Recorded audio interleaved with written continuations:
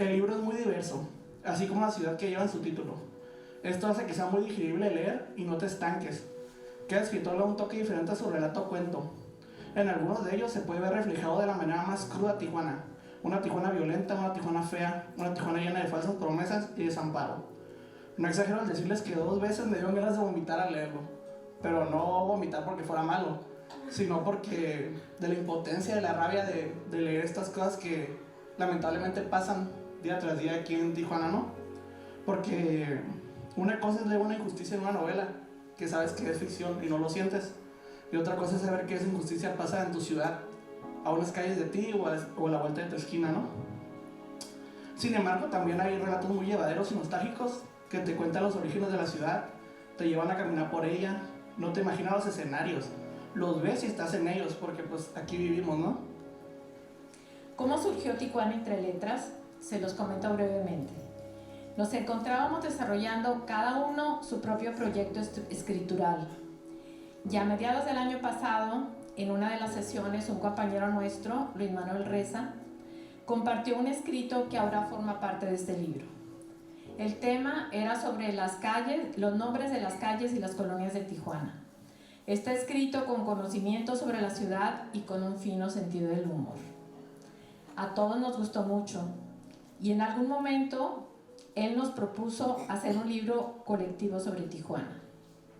Entonces pusimos en pausa nuestros proyectos personales y comenzamos a trabajar para plasmar nuestra experiencia como habitantes de la ciudad.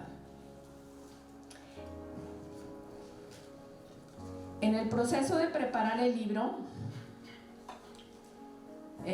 se sumó Liliana Lanz, que estaba inscrita en otro taller de escritura también coordinado por Juan José. De los 9 autores, 2 nacieron en esta ciudad y los demás somos originarios de otros lugares. 5 son varones y 4 somos mujeres. El rango de edad varía entre los 40 y los 75 años. Yo tengo 73. Todos tenemos una formación universitaria y 7 de ellos ya han publicado uno o varios libros.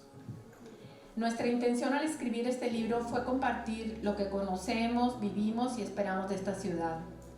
Los temas y los tonos son variados. El resultado es un texto donde podemos reconocer distintos aspectos de esta ciudad llamada Tijuana. Dice José Emilio Pacheco que las cosas no existen mientras no hay un texto que las fije. Confiamos haber contribuido a eso. Pues bueno, presenté mi cuento, ¿no? Este es un cuento que me tiene muy orgullosa porque es el más largo que he escrito.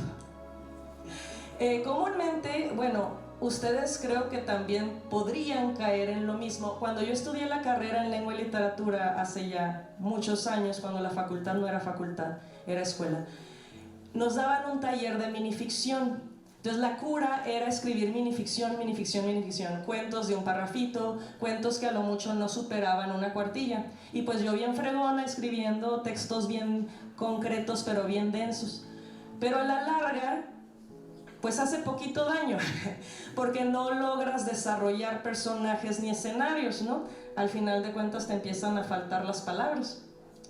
Entonces este es el cuento más largo que he escrito en mi vida y estoy algo orgullosa. Una anécdota que llevaba en el tintero pensando hace mucho tiempo, algo que me pasó, así es autobiográfico, todo pasó, no inventé nada, si acaso le agregué así salsita y color, pero todo pasa.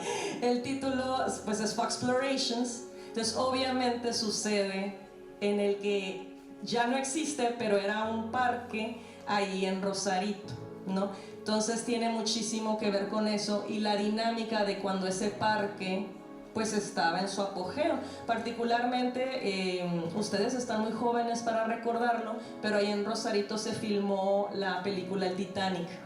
Entonces en esos momentos la ciudad, las promesas hollywoodenses que prometía la ciudad y Rosarito eran otra cosa. Entonces tiene que ver con eso. Cuando yo presento el cuento en el taller, pues no les gustó. La primera reacción, no que no les gustó, o sea, el primer comentario fue como, ¿y Tijuana? Y está, enseguida. Pero ahí está.